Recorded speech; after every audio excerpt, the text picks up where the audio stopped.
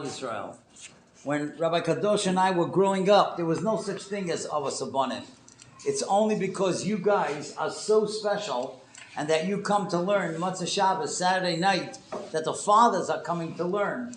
And so therefore this Avos Ubanim organization, this is really a new thing. It's only maybe 20 years old, but it's so special. And that's why when the Rav Shlita told me that he would like me to come, I said, of course, it's the most important organization in Klal Yisrael.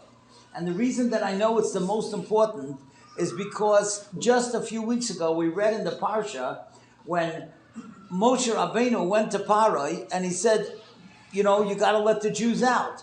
So Parai said, okay, I'll let all the men out. They could all go and serve Hashem. And you know what Moshe Rabbeinu said? He said, B'nureinu u'v'zekeineinu nelech. We're going with the children and the adults. And he mentioned the children first. And that's what he said to Parai. Klal Yisrael is not Klal Yisrael with just adults. It's all about the children. Because you guys are the future of Klal Yisrael. And that's why Moshe Rabbeinu said, B'nureinu, with the children and the adults who are going to go. So you take a look at, guys over here, this man here, right here, he could be the future, chief rabbi of Israel. You never know, Mordechai, right? Guy's so bright, he got great background, bright head. Everybody here could be great leaders in Klal Yisrael. This redhead here right now, you could be the president of Israel. You never know, this guy right over here. You never know. Everybody has got potential. And that's the beauty of B'nureinu u'v'zekeineinu nelech. And I'll tell you an amazing thing. Do you know that when Mashiach comes, right before Mashiach comes, Eliyahu Hanavi is going to come. And you know what it says in the Pasuk in Malachi? It says, Hinei anochi shaleach lachem es Eliyahu Hanavi. I'm going to send Eliyahu Hanavi before the great day when Mashiach comes. V'heishiv leiv avos al banim. And he's going to see, Rashi says, al yedei banim, he's going to see, you know what kind of generation? Through the kids. The parents are coming back to Hashem. And that's what I was telling you. When we were growing up, it wasn't like that. But you kids are special. And you're bringing your fathers to learn. This is the time when Eliyahu Hanavi is going to see v'heishiv leiv avos al banim. So every child here can feel so proud because Eliyahu Hanavi is going to come and he's going to see you guys. And he's going to say, you know something? It's time to bring Mashiach. Now I want to show you something that is so amazing. At the end of Moshe Rabbeinu's life, right before he died, Hashem told him, V'chosafta al ha'avonim. You should write the Torah on stones. Why did he tell him to write it on stones? It wasn't the stone edition of the Chumash. That's not what the reason was, right? Now, you know what I once heard? That the word Evan, you know what Evan means? A stone. But Evan stands for Av, Ben, and Nechadim. Fathers, sons, and grandchildren. And that's what Hashem was saying to Moshe Rabbeinu. Write it on an Evan. You know why? Because that's really how Torah was taught all the generations. If Moshe would have written it on a parchment, after a couple hundred years, the parchment would dissipate. But Hashem wanted that Moshe should write it on Evan and understand that it's going to be a symbol to Av, Ben, and Nechad. And here we have children, fathers, and grandfathers. And that's really what it's all about. That's how the Torah is passed from one generation to the other.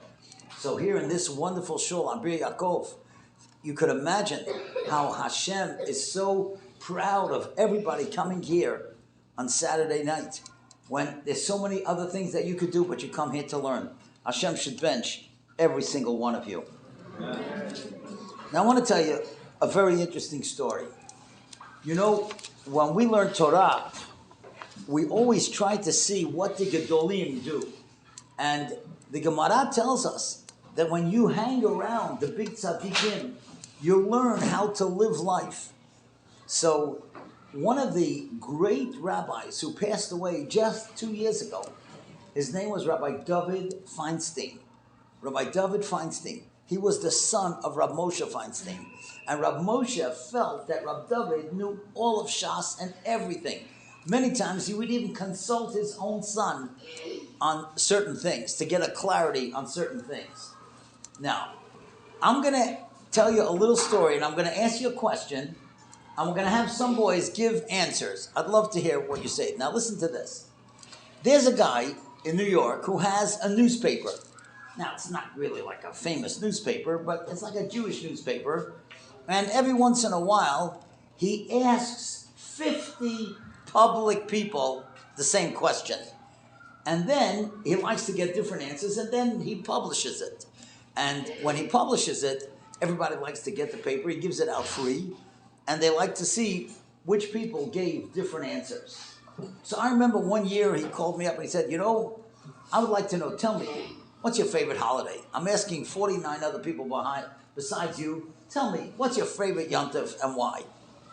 So I gave him my answer. I said, my favorite Yontif is to spend Sukkot in Eretz Yisrael with family.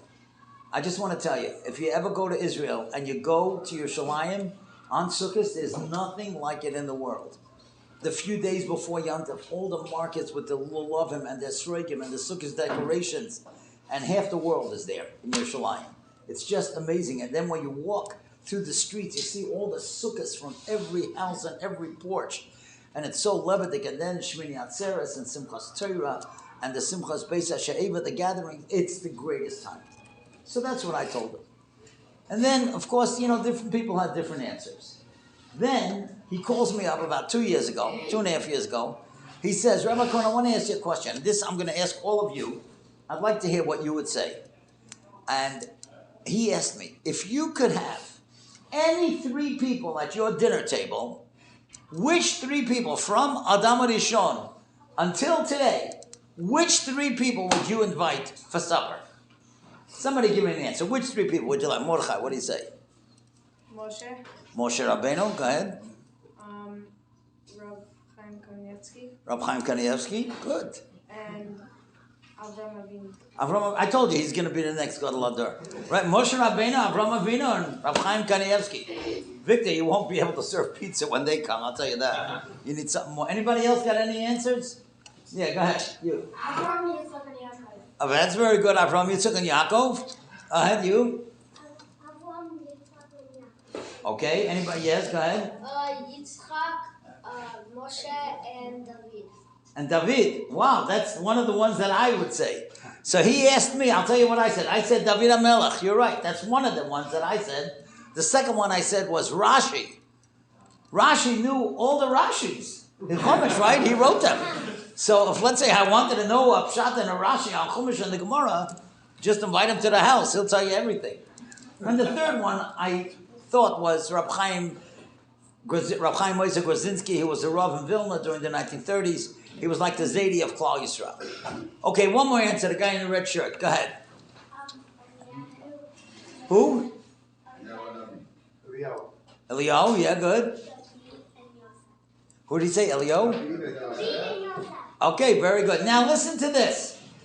This guy calls me up, the one who wrote that newspaper, and he says to me, Rabbi Krohn, I hope you're going to get next week's paper because I got all the answers. So I said, I couldn't hold myself back. I said, tell me, who gave you the best answer? I'm waiting, you should say me, right? David, Rashi, Rab Chaim Moshe. He says, Rab David Feinstein. I said, you're crazy, right? You went to the Rosh Yeshiva, Rab David Feinstein, and you asked him such a question? How could you ask a Gadol Hador such a question? He said, no, I didn't go into the Beis Midrash. I was walking in the east side in Manhattan, and I happened to see him, so I figured I'll ask him the question. Hold on to your seatbelts. You won't believe what Rab David Feinstein said. Which 3 people he would invite to his dinner table. You know what he said?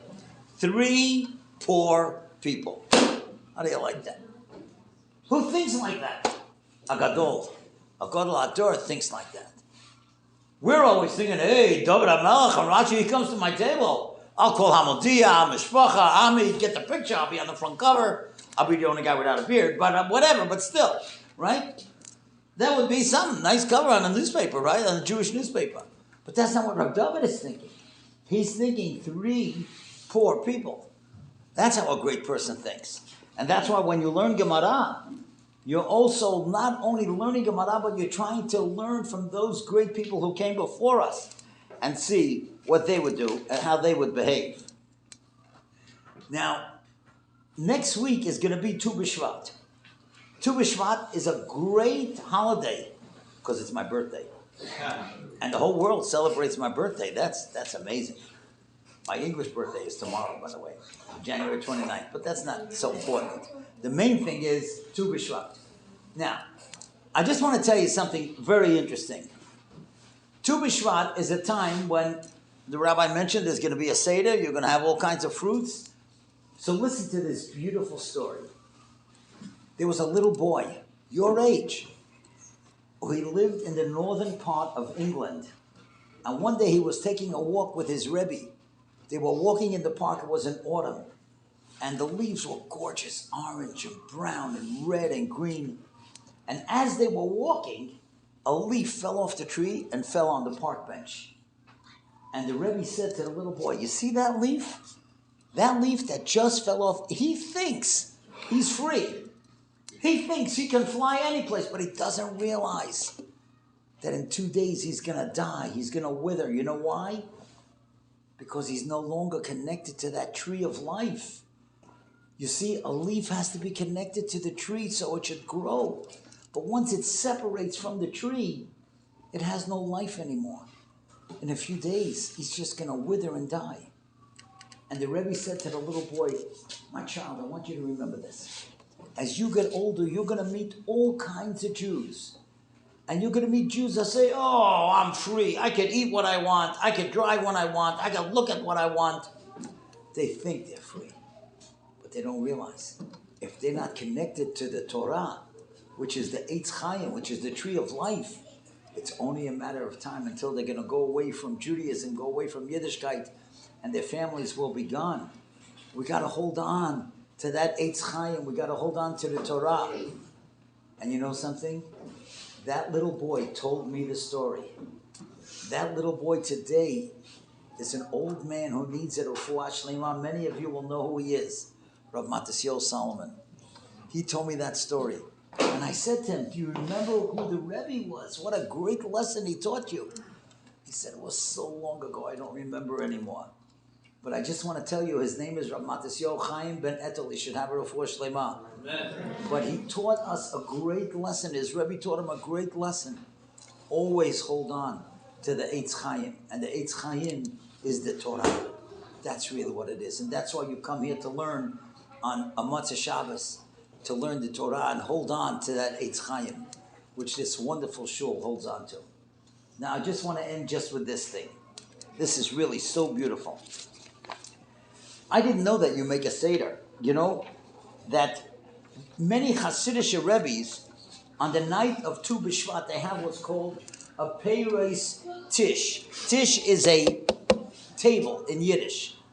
So all the Hasidim come, and the Rebbes pile up a whole mountain of fruits, and everybody makes a bracha, and the Rebbe gives out fruit to everybody, and they make a bracha. So one time, when they were doing that, there was a Rebbe, his name was Rabbi Yitzchok Isaac from Zirichev. That's a town in Poland. And he said, Rabotai, all of you are eating fruits. You're eating peirot. I got to tell you a great story after this, but it just occurred to me. But listen to this. He said, you know what the real fruits are? The real fruits? That which it says in the Mishnah. Elu dvorim she'odam oichel perisayim ba'olam hazeh. These are the real fruits that we eat, the fruit in this world, and we get reward in the next world. Kibur ava'im. Saying thank you and honoring your parents. Tonight before you go to sleep, every child there should give their father or grandfather a big kiss and a big hug. You can do it now if you're not embarrassed. Because they brought you here to Ubanim. That's special. Not every father does that. So you guys are lucky. Kibur ava'im. Gemilas chasadim. We saw from Rabbi David Feinstein, the great tzaddikim, they do gemilas chasadim. That's what he wants to invite. 3 poor people. Havo Shalom ben Adam lachaverai, having unity among all of Klal Yisrael. V'talmud Torah keneged kulam. Torah is the greatest mitzvah of all. So I give all of you a bracha. Every one of you, the best bracha I could give anyone is that Hashem should allow you to fulfill your potential. Every one of us has potential. Every one of us can accomplish. I don't have to be like you. You don't have to be like me. And both of us don't have to be like him. We have to be the best that we can be. And that's the bracha. We should be able to be the best that we can be. Now, I just want to end just with this adorable story that I just came to my mind. I never ad-lib. Only if it's in my notes will I say it. But this is adorable. I had a friend, he passed away already, Rabbi Richter. And he was brilliant in languages. He spoke many, many languages. And he told me that one day he went on a tour to Israel. And in Israel, many, many times in the afternoon, they shut all the stores so everybody can have like a little break in the afternoon. And then they resume, and then they were in the stores till late at night. He said he was on a bus, and there were a lot of Jewish tourists on the bus. And there was one lady who could not read a word of Hebrew. She was Jewish, but she only knew the letters. But she didn't know how to read. So they were traveling during lunchtime. You're not going to believe this. They were traveling when all the stores were closed. But she said to Rabbi Richter, "Oh, there's a fruit store." He said, "How do you know it's a fruit store? How do you know you don't read Hebrew?" Listen to what she said. You could go crazy. The letters on the outside of the store said, Pei, Reish, Vav, Tuf. What word is that? Peiros. You know what she read? Fruit. Could you imagine? Who thought of that? It's amazing. I could not get over it. It's amazing.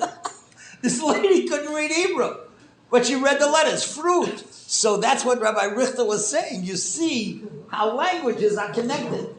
And Lashon Kodesh is the source of all the languages. So I give you a bracha. You should all have a lot of fruit in your life. And you should be able to have payros. That means you should be able to develop all your talents. And Hashem should bless every father, every grandfather, every child here to fulfill your potential and become great Talmid Chacham. Amen.